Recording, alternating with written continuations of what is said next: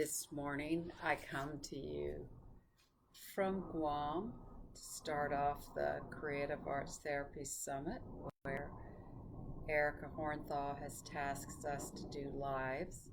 And I plan to come live probably my morning time, but unfortunately I can't be consistent this week due to other obligations, but I'll try to at least write a timetable for, and maybe themes, maybe what we'll be exploring in those lives.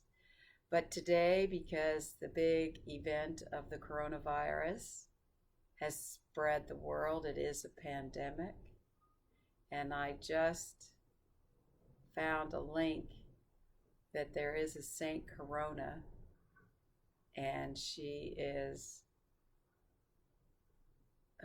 the saint around plagues and epidemics. So, and her feast day was the 14th and March. And today, my time, it's the Monday the 16th. For some of you, it'll still be the 15th.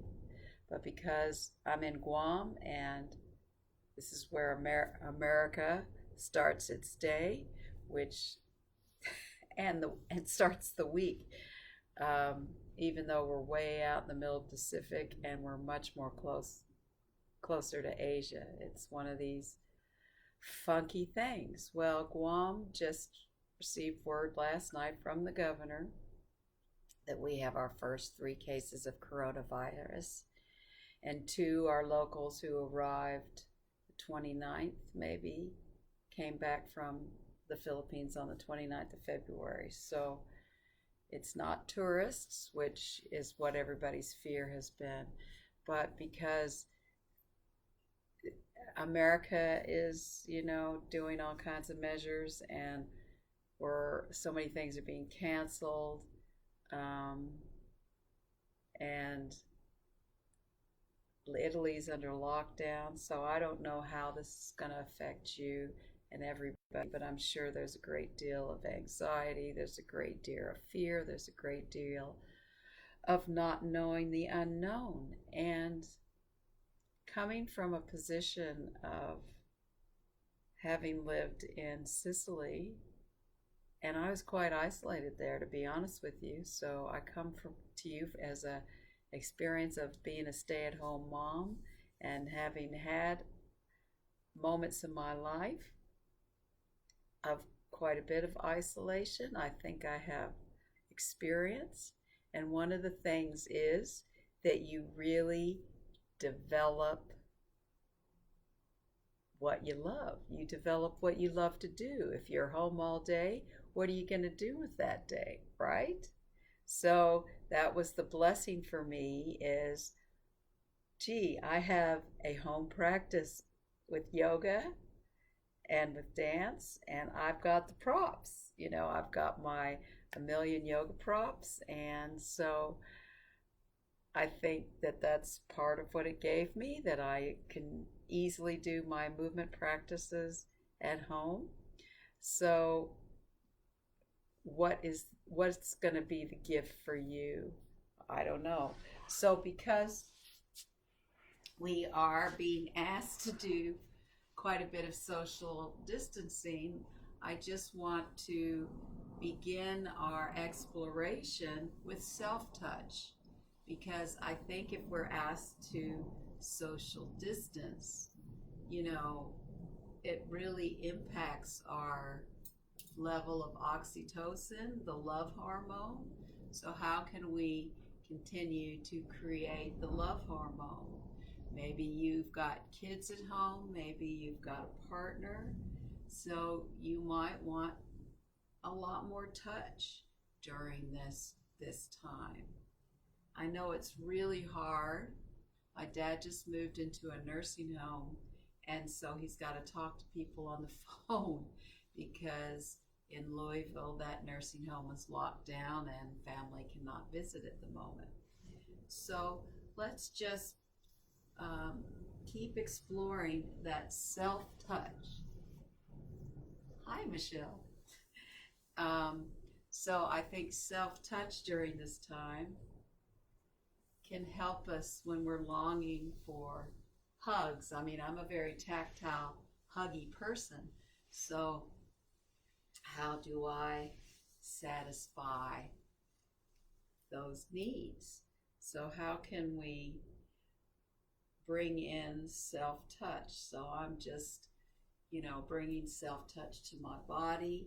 Sometimes I've done a video before with the balls, but sometimes self-touch is nice with a ball, that just can roll. This is just one of my many balls I have in the house. Nice to see you, Michelle. So I'm adding the ball for self-touch, but it could also be, I didn't plan this very well, so you can see that I'm looking around my house to see what else like that. So I've also got, I can grab a pillow and then, just bring in some self-touch. Because this is kind of wild. Back when I was living in New Plymouth, and this article came out I'm sure it came out 10 years ago. Somebody was writing an article about in New Plymouth what we could expect in terms of like a national disaster. And, we have this inactive volcano, so what are the odds of the volcano erupting? What are the odds of an earthquake? What are the odds of this or that? And you know what came through? What came through was a pandemic. And when I used to work at the hospice there, the nurse told us, she actually did a pandemic planning workshop. And so, we were supposed to, mostly it was about keeping stores of food. Maybe we had stores of toilet paper and alcohol wipes or something, but it's been a long time. I can't remember. And living here, I've had to try to keep things in case of a typhoon, but it's a little bit different. Typhoon planning has the food planning aspect, but it also is usually there's no power. So that's the challenge. So anyway, I could tell stories throughout this whole video, but just stay with a bit of what does self-touch bring you. So I've got options where, if I had some really nice, soft sheepskin or tactile, just bring out that. So when you're feeling this anxiety or this fear or this just the feeling of the unknown right now for this pandemic, how can we bring the self-touch in, and what things can we use for self-touch? So I really like balls. It feels good. And one of the things that happens, of course, like when we do massage, is we start to, the natural hormones for relaxation come in. So that's a really nice quality. So, I can feel it already. I can feel myself starting to relax just by virtue of, rolling this ball around or, holding the pillow. The nice thing about pillows, and I've got bolsters, and I can pull a bolster out too, but I think I will not do that. But, is that you can really hug and wrap around. And I've got all these props that I can do yoga, like, what's it called? Restorative yoga. So that's a really nice thing to do. It could be as simple as putting your feet up the wall. That could really help your nervous system. So anyway, back to the self-touch, self-massage. I am just going to keep, going back and forth, giving myself some. And even if you've got the bigger balls, that can feel good to just hang over and give yourself even more self-touch. And isn't that funny? It's more of a hug too, right? I can hug and roll around with the ball and feel like I am really getting into those touch receptors. So, and for me, it goes into feeling good in my body. And you notice I haven't stood up yet. And maybe you hear the airplanes outside. Navy base is still going with the airplanes, but I don't know what restrictions are going to start to come since Guam has had its first 3 cases and they're being isolated at Guam Memorial Hospital, which FYI is where I had the wrist surgery to get the pin in. So I'm grateful that so far I'm well and have good lungs. Went scuba diving yesterday, so I still have many blessings in my life. And I have a husband who will come home, so I will at least have partnership, and I have cats. So that's another thing, is your pets, if you've got pets, can be a great self-touch, something to touch, something to stroke. And just, movement like that of stroking also can bring in that relaxation response. So, whatever you can find that for self-touch that can be self-soothing, especially if you have to be more in an isolated situation. It depends on where you are right now, what country. I know that China is more mobile now, even though Wuhan is still, I think, in lockdown, more or less. But, perhaps one thing that's going to come out of this is creativity. That if people are stuck at home,